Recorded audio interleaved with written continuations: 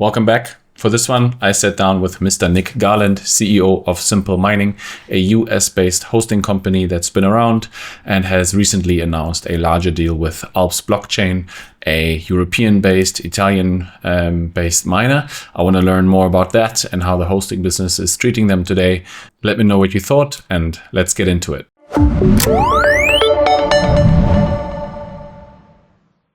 All right, welcome back to HashrateUp. Hello, Nick. How are you doing?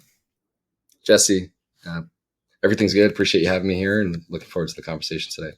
For sure. Before we get started, let's have a quick look at some mining stuff. We are recording at block height 893,647 and hash price looks like this.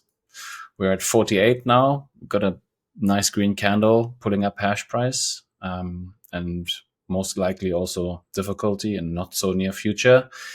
Next difficulty adjustment for some reason is 7%, 7.5% down.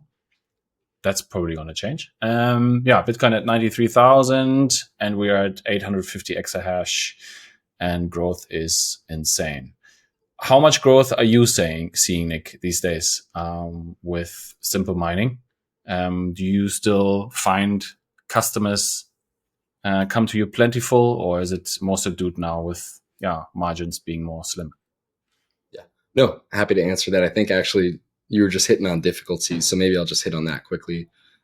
Difficulty is going to go up and to the right forever, for sure. But it's pretty interesting. I'm from New York. I was in the city a few weeks ago. Anthony Pompliano had a event here, Bitcoin Investor Day or whatever, and CEO of Marathon, of Riot, were here talking about their future expansions and all this good stuff. And don't want to speak out of turn, but I believe Riot was saying their gigawatt Cortica facility, is 400 megawatts of Bitcoin miners, and now they're transitioning the other 600 to HPC, and AI. And you're seeing a lot of these public companies transitioning their fleets to HPC. I don't know kind of what information I can share. We do work with some public companies, but I'm sure a lot of it is public with who's transitioning their fleets to what. So when you kind of look at hash rate growth over time, there kind of are diminishing returns just over time from a percentage standpoint to begin with. But with a lot of these public and private miners moving to HPC and chasing that, it will be interesting to see what hash rate growth looks like with that transition right now. A lot of capacity at this point in time, the low-hanging fruit is taken.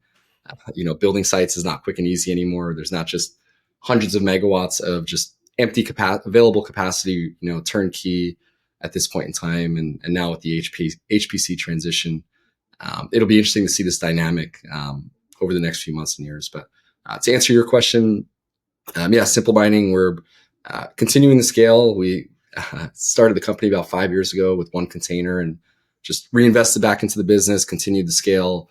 Started with kind of the retail miner, the home miner that was looking for a good solution to plug machines in, maybe didn't have access to cheap power, doesn't know how to fix the machines, all that good stuff.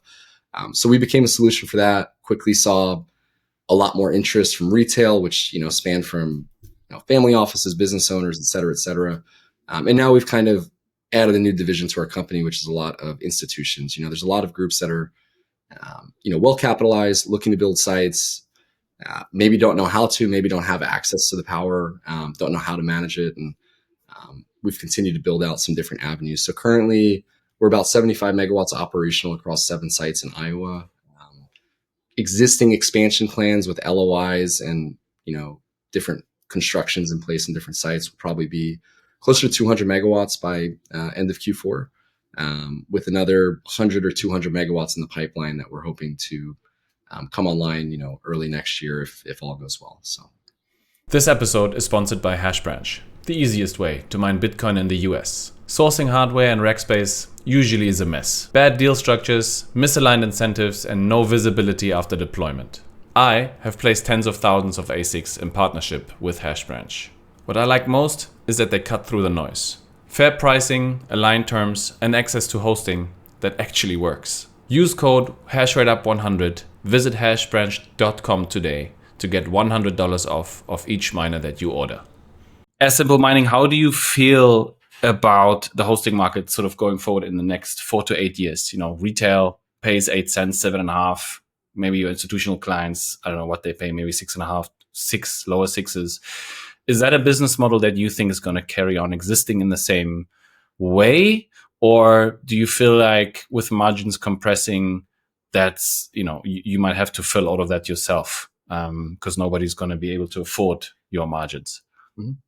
Yeah, good question. I think my simple kind of from a first principle standpoint in any business, it's the free market's going to dictate what makes the most sense. If Bitcoin's $1 million and mining's super profitable, I'll probably plug in an S9 in New York City in a skyscraper and it'll be profitable again, right? So it's going to depend. It's going to be market dependent. If hash price is $15 per petahash per day, inevitably you're going to have a few different scenarios. Nobody's going to mine Bitcoin, which I don't foresee that happening. Or you're going to have a lot of companies just have to get more and more competitive with their rates. I think we were speaking internally about this the other day. We started this business 5 years ago, which is not a long time for traditional businesses, 5 years of business. But in this industry, Bitcoin's only 15, 16 years old. It's the hosting market's kind of a newer thing in the last 5 years. So we've seen so many companies come and go. And if we go back to 4 years ago, there were companies selling hosting at 10 cents. And people were paying 10 cents because an S19 was, making $40 a day. So I think it's just going to be market. The free market's going to determine what's going to happen here. If hash price is very low and people start offering hosting to retail at 6 cents, or maybe it's a rev share or whatever it might be, then the only way for us or for other companies to stay competitive is to lower our cost over time. So it's kind of a question mark. That's kind of my quick thoughts on what might happen. I think over time, we're naturally going to see more and more institutions wanting to build, own and operate their sites. Retail kind of ebbs and flows, and we're continuing to build that and build out a really good offering for that. But it's really just going to be market driven. If Bitcoin's $0 or $1 million, that's going to dictate a lot of things here in the next 4 years. So, do you have a base case for your business, like where you see hash price moving? Yeah. I personally don't. I'm kind of the mindset just up and to the right over time.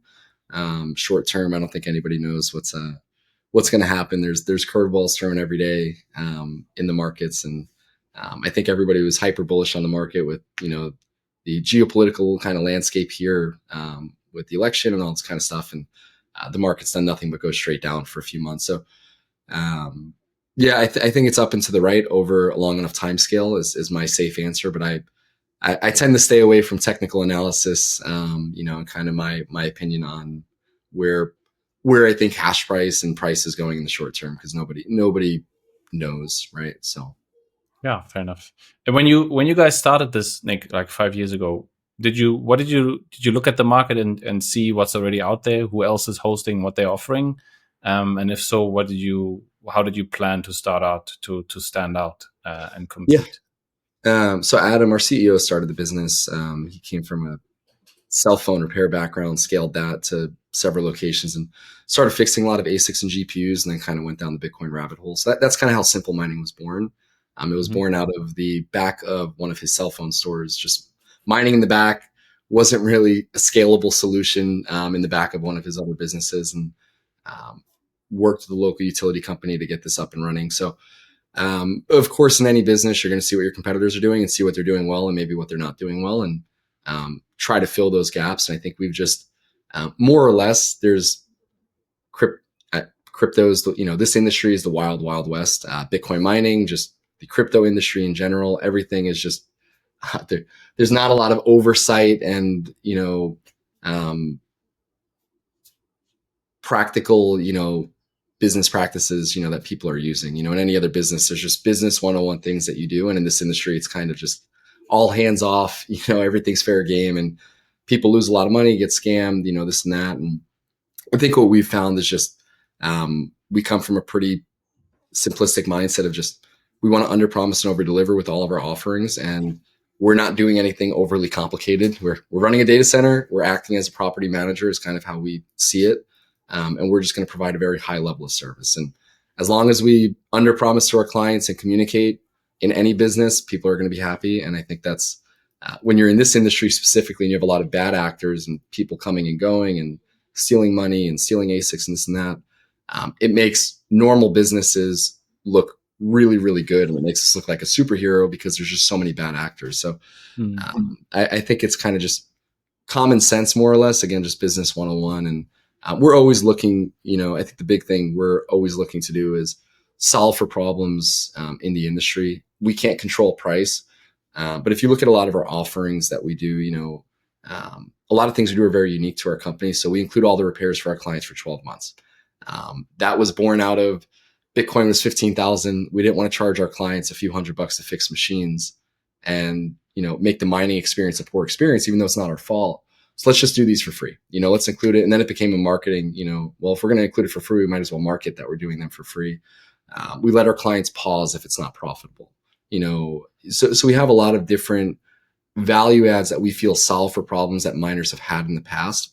If your machines go offline for an extended period of time, we flip on our own company Hashrate for clients through like a Hashrate replacement program. So there's different things we're trying to solve for.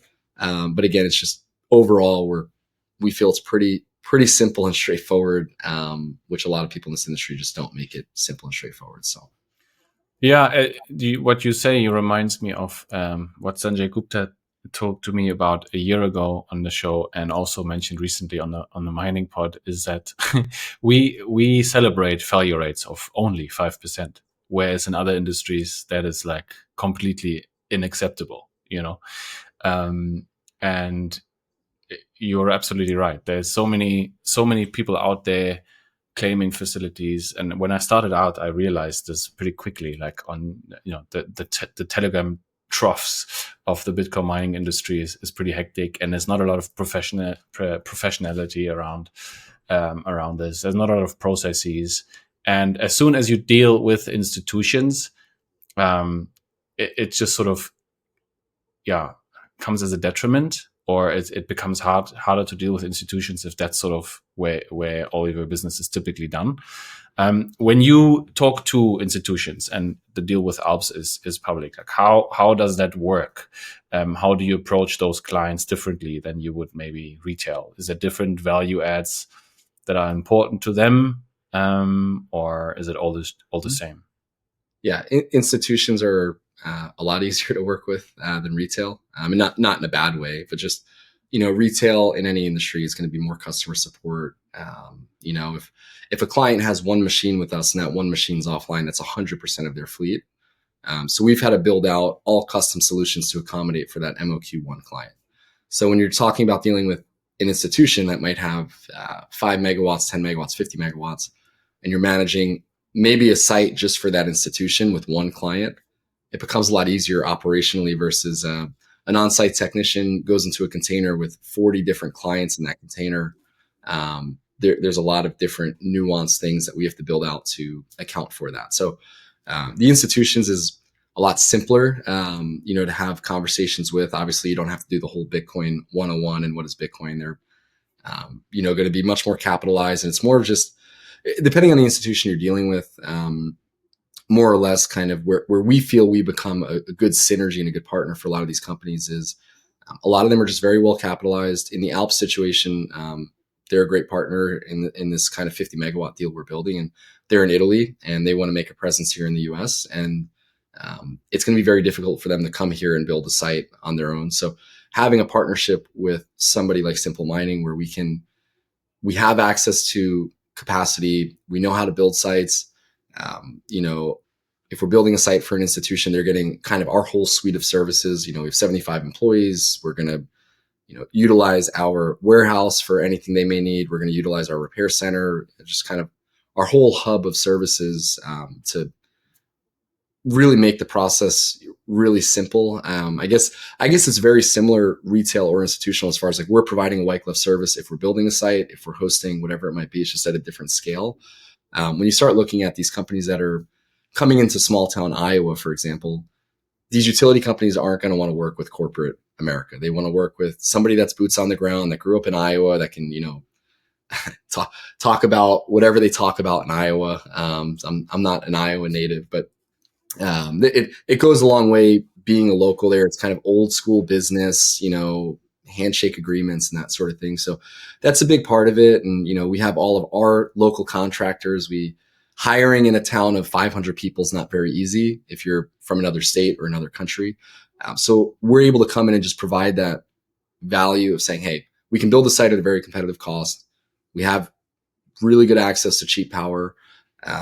We can do things quickly, and we can kind of do the A to Z of managing the site, hiring employees, and doing everything to make it very hands off for these institutions, more or less. But yeah, I feel that's kind of where we come in to fill that void. Now, you do run in the situation where a lot of these institutions want to remain vertically integrated and they want to do it themselves. And we want to build the site, we want to manage it, and et cetera, et cetera. And that's all great and dandy, but it's not always the reality. So there is a lot of demand for, a lot of conversations we're having that aren't public right now with different public and private companies where they're looking for capacity. And I think the biggest bottleneck is everybody wants available capacity. Everybody wants, an empty sub. Space now. Yeah. And that's the biggest thing, even for the institutions. So it's like on the retail side, we've solved that. We have, not infinite capacity, but we have capacity to continue to accommodate, clients of a few megawatts or less at any point in time. On the institutional side, if you want to build a 50 megawatt site now and you write us a check, it's going to take us 9 to 12 months to put that capacity online, because most of these larger sites are going to require building a sub. There's inevitable lead times for that. And then if we go back to the first point of this conversation was, network hash rate growth.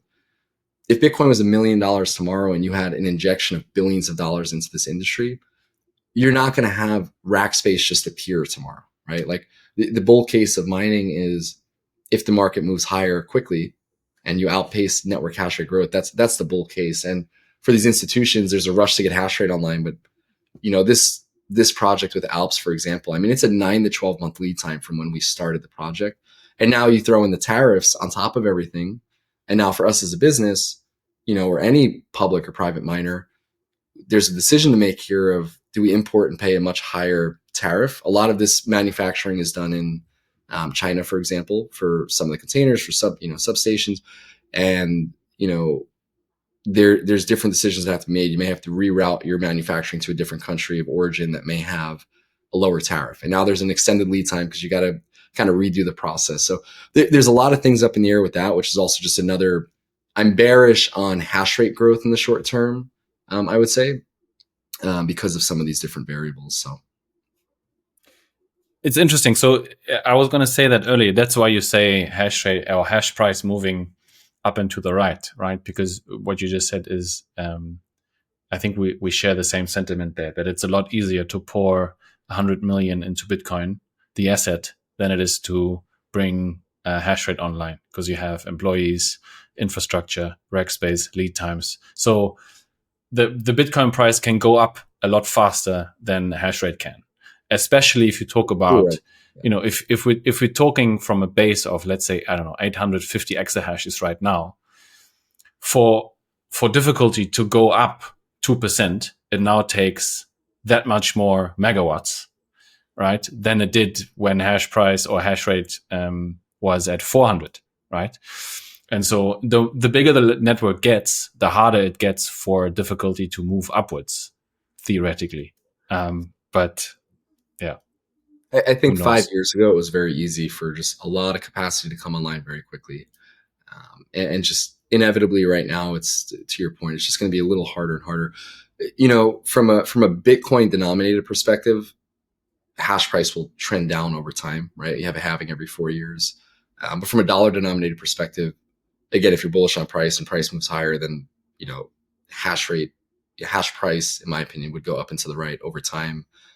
Maybe not forever, but for periods of times, that's kind of, from a dollar denominated perspective, is what I see. Hopefully, otherwise there's no point to mine Bitcoin. So, yeah. The tariffs you mentioned, do they threaten to put a significant spanner in the works for you guys? Did you follow-up question, consider building, because that's at the end the idea of these tariffs is that stuff gets built in the US. Did you consider building containers in the US, transformers in the US?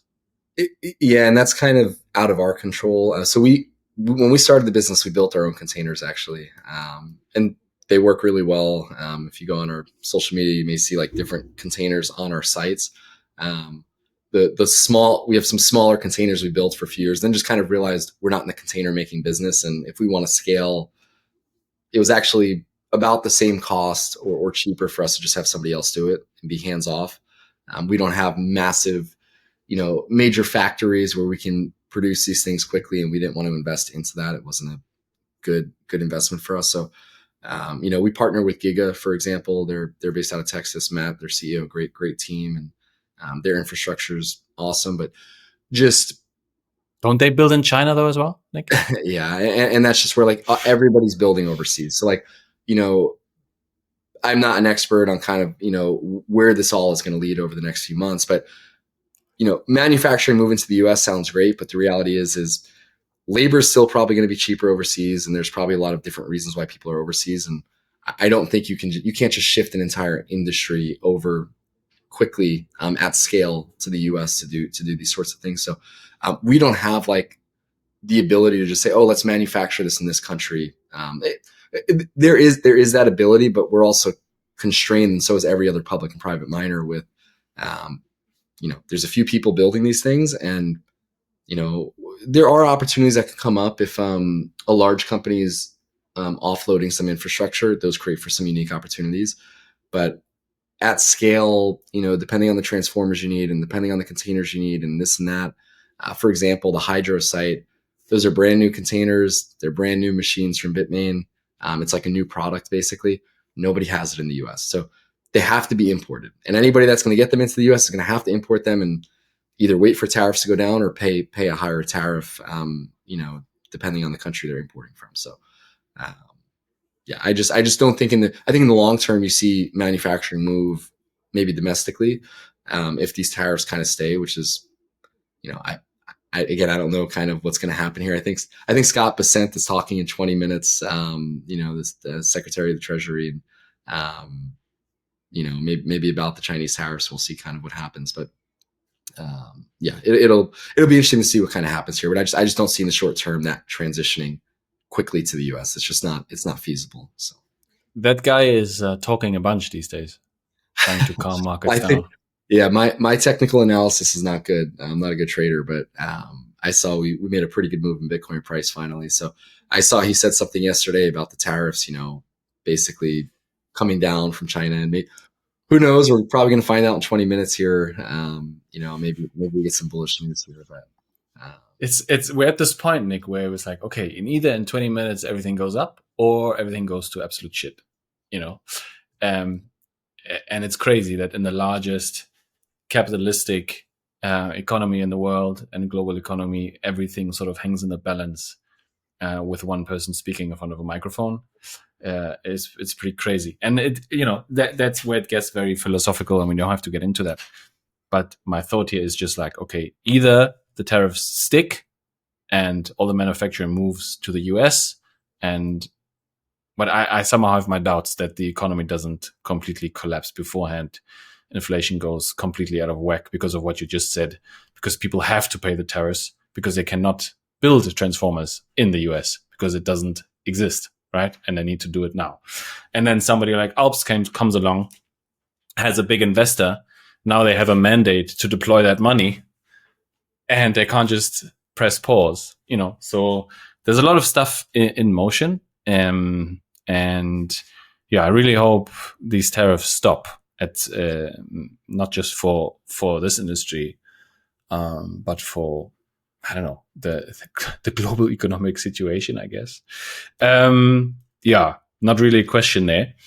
Besides, how does it effectively affect you, these tariffs? Like what does the offering look like right now? If I wanted to start mining with you today, what would you advise? We kind of formed the strategic partnership coincidentally right before all this tariff stuff happened. So we try to carry turnkey units at all times. kind of in small batches, 100, 200 units. We formed a strategic partnership with a very large group domestically that had a lot of inventory of S21s, S21 Pluses, Pros, all the newer models. So we have plenty of inventory that's in stock, so we don't have to, deal with the tariffs. There's been a pretty big issue with customs, which should be cleared up now, but between September to really February, a lot of stuff was getting held up. You have a lot of people in this industry, and I'm sure it's going to only increase, that kind of under declare the value of a lot of these ASICs. So I'm sure you'll still have people importing stuff and getting it through. But, if we're importing, we need to do things by the book as a company. And if we're going to import a couple hundred machines or 1,000 machines, we have to declare everything and pay the full tariff. It's just, we're not going to blacklist our business with customs and risk a seizure at the border because we don't declare the value correctly. So, you'll see on a small scale, like some of these suppliers still, doing these sorts of things and sneaking things through. But at a large scale, for us as a company, we have turnkeys, but just like broader speaking in the industry, it is going to be interesting because nobody's going to import units at scale right now. Unless Bitcoin is moving higher and it makes sense and you don't care about paying the tariff. But nobody wants to have carrying risk of paying an extra even 10% out of, Southeast Asia, Malaysia, Thailand, Indonesia was 2.6%. Now it's 12.6, I believe. Nobody's going to want to import. I guess the flip side of that is in 90 days, so I think in like June or July, the tariffs, if nothing changes out of Southeast Asia, will be between, like 28 and 38% or somewhere in there. So then there's maybe the flip side of it where maybe people do import now because they're nervous of those tariffs later. My kind of take on everything and the conversations we're having with some really big players in the space is everybody's sitting on their hands and just going to wait and see, because every other day there's like you said, somebody gets on the microphone and says something else. And we have no idea, just in the last 2 weeks, there's been so many changes, good or bad, with the tariff situation. So, hopefully in the next 4 weeks, there's a good direction and good clarity on like what this all is going to look like. Because it is a lot of just, we're going to sit on our hands and see what happens. It'll be interesting to see. But if the tariffs are here to stay for longer, and hopefully they're not higher for longer, or whatever, but it'll create a really, really interesting dynamic in the ASIC market where there's just not going to be a lot of inventory. And then whoever has the inventory, that inventory, in my opinion, would have a premium, especially if the price of Bitcoin's higher. So it'll be interesting to see. And then kind of the flip side of that also is just, does Bitmain have to substantially cut their pricing if tariffs are higher, because they're not going to have any demand? Who's going to buy a machine? Hypothetically, tariffs are 40%. Who's going to buy machines at a 40% tariff? Nobody, unless Bitcoin's, $250,000. It's not going to happen. So now this Bitmain, they have kind of, and I'm not all super tied in with their exact agreement with like TSMC, but Bitmain has to order, a certain amount of chips on a monthly or quarterly or whatever basis, and they have to continue moving through these machines. And if they have no demand, now what? So now Bitmain just has a lot of supply. There's not a lot of supply in the US. Does Bitmain have to drop their pricing? So I can see both sides of it, and I don't know which way. I don't think in the short term Bitmain's just going to like cut their pricing by 40%. But if these tariffs are here to stay for a long period of time, maybe you see a situation where suppliers have no choice but to adjust and factor in the tariff into their pricing, because the tariff is an all-in price for us. We buy equipment, the shipping, the tariffs, everything else. Like, when people are calculating their ROI, or which nobody can predict, but when you're pricing these things, you're factoring all that in. And if we have to add an extra 40% on the equipment, then the math doesn't math, right? So the math has to math. It does. Exactly. Or it means hash rate growth happens elsewhere, outside of the US. Could also happen. But then what's the next? Go ahead. No, you go ahead. No, I think that's definitely a possibility. Not in the short term. I think hash rate's going to continue to grow worldwide, but the US is the biggest importer of ASICs, at least new gen ASICs, like at the moment. And there's just a lot of geopolitical instability in other countries. I mean, you've seen it with Russia, you've seen it with Kazakhstan, Paraguay, Venezuela. Ethiopia is like the big one now. Not going to say I know what's going to happen there, but if I just look at the natural evolution of, how stuff has gone in these other countries, there's just an inevitable kind of, there's just risks with moving to these other countries. And, if you're a family office or you're a large public or private company, are you going to go deploy $50, $100 million in a random country that is a 15-hour plane ride away to, handle things when they go wrong? So I think there is going to be some of that in certain countries for sure. But I think the U.S. is kind of, you have the Trump family, American Bitcoin, I believe they're working to raise funds and build Bitcoin mining sites in the U.S. I mean, the U.S. is going to remain, in my opinion, the Bitcoin mining capital of the world. And even with the tariffs, I think, not to get political and all that kind of stuff, but I think Trump's kind of very pro-business overall long term. And clearly this administration has been more pro-Bitcoin, even though the price doesn't reflect that. They're more pro-Bitcoin. And the amount of jobs that miners are creating in the U.S. alone, there's billion-dollar companies, Marathon, Riot, CleanSpark, whatever, really, really large companies. And I don't see this industry moving away from the U.S. anytime soon. But in the short term, it is where all the capital is. And that's where all the newest gen ASICs go there. Question is like, talk 5 years from now. Now, I don't know if the dollar continues to go weaker, purchasing power of other currencies goes up, like the euro. Maybe the Europeans realize at some point that Bitcoin mining is a good thing for their grid. Who knows, right? I'd be also interested to see what happens once the Trumps realize that they also have to pay the tariffs and their mining now is becoming a bit difficult. Who knows? Maybe that'll help. Maybe it's a good thing. Yeah. So maybe they realize we got to suspend the tariffs on just Bitcoin miners. So. HashrateUp is sponsored by solomining.de, the place to buy open source home and solo mining devices like the BitX. With about 20 watts of usage, these solo mining devices are perfect to play the lottery from home or from the office. Get 5% off with the code HashrateUp. Thanks to the legends at solomining.de for sponsoring the content. Yeah, but it's going to be interesting to see where that goes. Speaking about ASIC generations, and like, how do you handle all the hardware? I mean, you've been doing this for 5 years. What do your clients do with S19j Pros that are not profitable anymore? What is their strategy there? Because, and I'll add something here. When I calculate for customers of mine that want to, retail deploy 1, 5, 10 machines, even 50, it's the same thing. I always tend to denominate everything in Bitcoin because we have a Bitcoin cash flow generating asset, right? And also for the listeners, like the only thing that you then need to forecast is Bitcoin price, because that informs how much sats you're paying for power, right? And in doing it this way is a lot easier than forecasting what the network will do, in my opinion. So why am I saying this? Because every calculation that I do, if I say to someone, hey, buy a miner, it runs for 2 years, you will only make more Bitcoin than you could have bought instead today if you have a chance to resell the machine at the end of its lifetime or at the end of the contract. Do you share that sentiment? And good question again. What do your clients do with their older gen machines? Sure. Yeah, a couple things to unpack there. So if I missed something, just remind me. But sure. It's interesting, like just in the hosting industry in the US and a lot of companies we work with pretty closely, there's a lot of people that will actually mine at a loss. They'll continue to pay their hosting bills at a loss because maybe they like the kind of emotionless dollar cost average. They don't have to KYC and kind of that sort of thing. So for like the retail, guerrilla miner, whatever, like a lot of them will mine at a loss is what we found. We allow our clients to pause mining. So it's a very different situation where a lot of hosting companies, if you're building a hosting company, one of the best things that could happen, not for us, but for other companies, is they see it as an opportunity.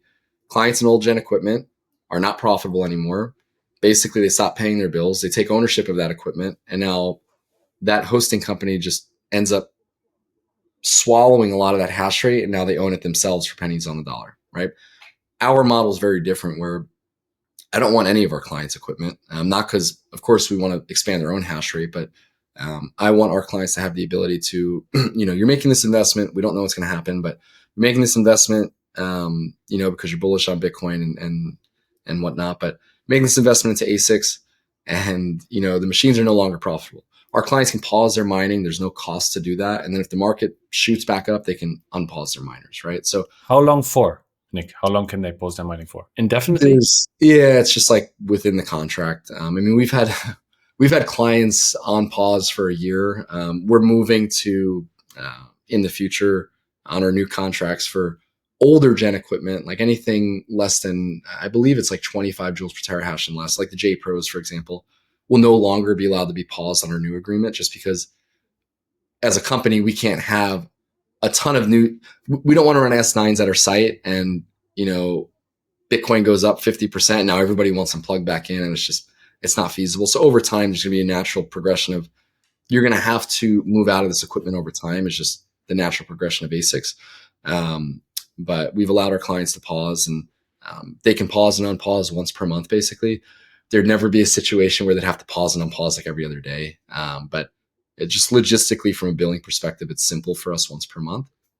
But we've had a lot of clients after the halving went on pause, into the presidency, came out of pause, when Bitcoin price ripped. So that's kind of our approach to it, where we're not trying to just like force our clients to go bankrupt and, sell their hash rate to us for pennies on the dollar. We want our clients to maintain their equipment, have that optionality where they don't have to, if it makes more sense to buy spot Bitcoin because the price is low enough and your machine's not profitable, turn the ASIC off and buy spot, and vice versa. So, mining only makes sense when you're generating more than your electricity cost, more or less, So if that's not the case, you have that optionality. As far as, I believe you were kind of asking, the second part of that question was selling machines. Like, you can pause your machine, you can just run it at a loss for no KYC Bitcoin, which comes as a premium, and then maybe you're in the green again. Do people sell their machines? And if so, Who are they selling them to? We have a marketplace. That marketplace has, thousands of people have access. I mean, anybody in the world has access to it. So, I mean, that's been a great source of liquidity for clients, especially in like a bull market. People are going to pay a premium for units that are on the shelves. That's always how it's going to be. You saw it 4 years ago when the hosting market kind of popped up, and I bought my first J Pro for, $15,000, right? And probably didn't buy it. I sold mine for 12. I probably bought yours, yeah. So, but I mean, we have a marketplace. Clients can resell. You have that functionality to list it at the price you want and kind of accept bids from different buyers. I mean, there's public, private companies that sit in there and they'll place bids. I mean, there's a lot of liquidity in there for sure, especially in a good market. Have you, Nick, follow-up question, have you considered profit split agreements? Where you just say, okay, power comes at cost, and then you split the profits instead of the machines sitting there. Yeah, we don't like it. We don't like it because we don't feel it's a good agreement for the client. Because if we do a profit share, if you do a profit share or rev share or whatever, some companies do it. What happens is you have a much lower rate as a client, right? When hash price is low, but then when hash price is high, your effective rate, if you look at a lot of these agreements, when hash price is higher, your effective rate ends up being, 8.5, 9, 10, 11 cents if the market's performing well. And then on our end, the reason we'd want to do a rev share is because we're taking the risk on the downside for you, but then we want the upside. But then when the market's higher, we look like the bad guys because we're getting overpaid in that situation. So our philosophy is just, and then I guess the second part of that is we're just going to stay competitive with what the market is. There's really nobody at scale offering in the US like rev share. If you're running S19s, which most hosting operators don't even want to take in anymore, but public companies will get approached, once a month and say, hey, I have thousands of J Pros. Do you want to plug them in on a rev share? And it's just like the margins are so thin. We'd rather plug in new gen equipment at a higher hosting rate because it doesn't make sense for us to do a rev share on units generating $60. Look, I understand where you're coming from. However, in the beginning, you also mentioned, free market will regulate it. And sure. I mean, if you just say, hey, we're going to offer this, it's up to the market to take it or not. These are the downsides and upsides for you as a client. You can take this offer or not, right? But it's an additional service. So now the client can say, hey, I either make no money or make some on my S19. And maybe, you do the same thing. You can switch once per month or something. and then if it's profitable again, they can switch back or something like that. Yeah, it's doable. There's a few different bottlenecks. I mean, like from a billing perspective, billing in this industry is very complicated. So it makes the billing a little more messy and not as straightforward and simple. But then also there's not like infinite capacity. So on our end, we're going to fill all of our rack space all the time. And, if we would rather have units plugged in, between 7 and 8 cents versus on a rev share with old Gen S19s that are generating, $60 per megawatt hour. It doesn't make sense, right? Because then our effective rate that we're getting paid is, let's say, 5 cents. And it's just, if we can plug machines in at 7, 8 cents, if we had infinite capacity, we would probably cut every deal possible in every which way. Look, I hear you. I will push back a bit more. Yeah. Question before I push back: how much of the rack space you said is taken up by, or would you say is taken up by machines that are paused right now? We always have every slot on our site filled. It doesn't mean it's on permanent contract though. So we have different agreements with different groups and also internally where we have like company hash rate that we'll unplug to make spots for clients. We have kind of what we call floating capacity where when we have empty space and we're waiting to sell it to clients, we'll have a big public company maybe come in and maybe we're doing repairs for them and their units are in a warehouse already. We'll plug them in for the time being until we need that rack space, kind of on like a month-to-month contract to give us flexibility to use that existing rack space. It's a win-win for the public or private company because they're able to make money on their units that are sitting in our warehouse already, basically, while we're fixing them or whatever it might be. And then we can kind of resell into that space as we need. So how many units are on pause? Believe it or not, it's not a tremendous amount right now, even with hash price down. I mean, it's maybe 2 megawatts worth of S19s. We will unplug S19s if they're on pause for an extended period of time and put them in our warehouse. And then if clients want to go back online, we'll plug them back in. So we're constantly filling that rack space with more efficient equipment to make up for that delta. So if we had, thousands of units on pause, a rev share might make sense if those units are still plugged in. But if we're unracking those units, and we're fair enough. Yeah. So. But I would have said, like, if you have 1,000 machines sitting there on pause, not netting you any money while filling up the rack space, then the profit share might make more sense. Technically, when we're on pause, and this is all in our agreement, but we keep the units running, but they run to our pool because we have to maintain a certain load with the utility company. We can't just shut off units. So we allow our clients to pause. It auto configures their units to our company account, and it's like, oh, well, then you're making my Bitcoin. Well, we're giving you the option to not have to pay. Like we're actually losing money in that situation because we should be charging you our contractual agreement of the 7 to 8 cents, and we're saying, hey, these machines are only making $60 per megawatt hour, not 80, and we're going to eat that, and it's not going to cost you anything. So we have to keep the units running, but there are situations where like we've had clients on pause for a year. We unrack those units. We unrack them, put them in our warehouse. We'll plug more efficient units into those slots. That's fair enough. It has to work for both sides. Otherwise, you can't offer the service. Nick, how important would you say, with the couple minutes that we have left, is margin on the unit sales? Is that a large part of your revenue, or is it mostly from the hosting? Do you offer send and host as well? Can I just send you my machines and you plug them in? We're strictly buy and host. Most of our competitors are buy and host. You can find companies that aren't. What we're trying to do is not be a low cost leader by any means, but we feel we're very competitive with the 2, 3, or 4 companies that are our main competitors. With what we're offering. So with all the value adds we bring, we just feel we're providing all the infrastructure, kind of that white glove service. So the profit on the margins on the equipment are important, of course. I mean, our how we make money as a business, we sell the equipment, we make a margin on the electricity rate. We build sites for some of these public private companies, do some consulting, and then we make money doing repairs for some large institutions as well. But definitely selling the equipment's a big thing for us. We have a lot of clients that have come from other companies and have a lot of machines elsewhere. And there's also just not a good logistically, feasible solution to like accept machines from one client, but not another. And so it's simple. we want to sell the equipment. We are making a margin, and people can absolutely find cheaper pricing wholesale.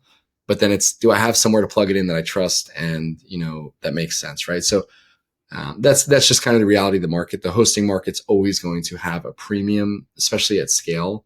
A lot of these companies come and go, and can you find somebody that's just starting a company in their backyard and has 100 machines plugged in and will, give you a really low rate and all this good stuff? Yes. But in the US, again, with our competitors, we're tailoring to that business owner, to that family office, whoever, and they want that hands-off experience. And I think with anything in life, finding the cheapest option does not result in the best service, I'm sure, as you're aware. So that's kind of our thought process there, and how we make money as a company, I guess. So.